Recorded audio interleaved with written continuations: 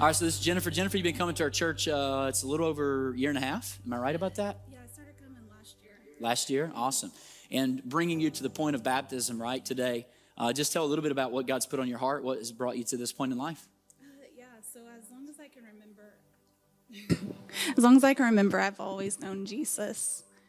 And ever since I was little, I've always just wanted to feel this love and just for someone to absolutely adore me outside of my family and friends. And growing up, or just over time, temptation sets in, the way of the world sets in. I really lived a life that was not glorifying God. And my relationship with God, it looked more like me hiding from him.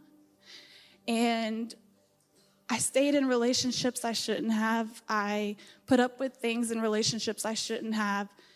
And fast forward to probably a little over 3 years ago, I actually got engaged.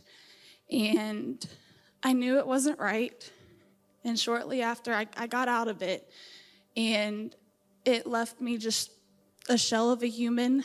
And it wasn't just the relationship that left me that way. It was the combination of just the way that I was living.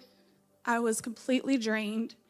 And I knew then that something had to change, something drastically had to change. So I started seeking God again.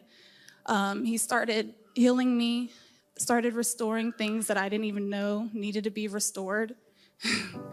And just started seeking him again. And